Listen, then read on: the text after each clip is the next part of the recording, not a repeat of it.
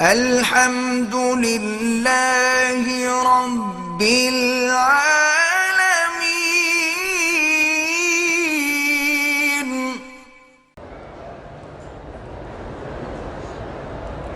میری شادی کو 10 سال ہو گئے، علاج کیے ہیں، فائدہ نہیں ہوا۔ بہرحال اللہ سے دعا بھی کرتے رہیں اور علاج بھی کرتے رہیں۔ بالکل یہ چھالیا، گٹکا، پان وان سب مکروہ ہیں۔ ایک بچی بیمار ہے، اللہ شفا عطا فرمائے۔ چیل یا کوے کو مارنا جائز ہے، جائز ہے۔ حدود حرم میں کسی کو کچھ نہ کہیں۔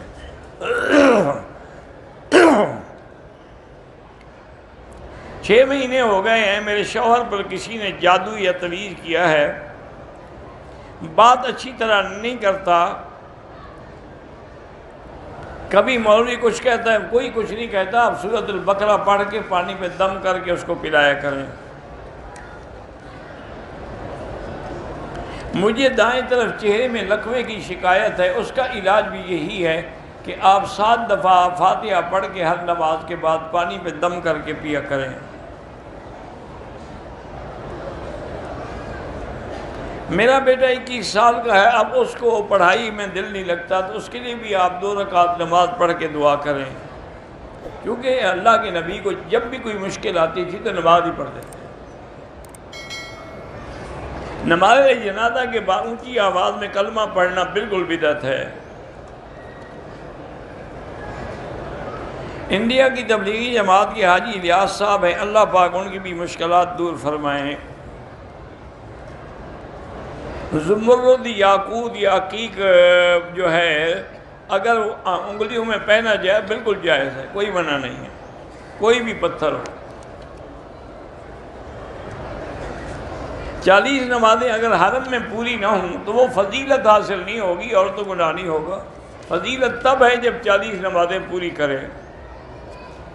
میری والدہ فوت ہو گئی ہے، ان کے لیے آپ خیرات کریں، صدقہ کریں تو خواب میں بھی مل جائیں گی۔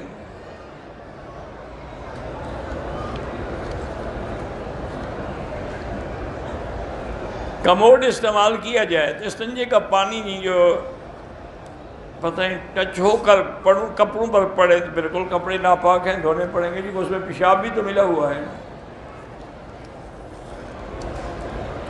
حیض کے ایام میں عورت اللہ کا ذکر کر سکتی ہے، کلمہ پڑھ سکتی ہے، درود شریف پڑھ سکتی ہے، باقی نماز روزہ نہیں کر سکتی۔ اونٹ کی ہڈی کی تسبیح نہ رکھے تو بہتر ہے۔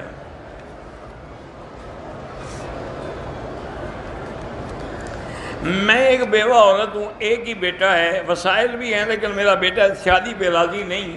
اللہ اس کو ہدایت دے، اس کے لیے بھی آپ 2 رکعت پڑھ کے دعا مانگیں۔ حسد دور کرنے کے لیے جب بھی ایسا خیال آئے تو فوراً پڑھا کریں لا حول ولا قوت الا باللہ العلی العظیم۔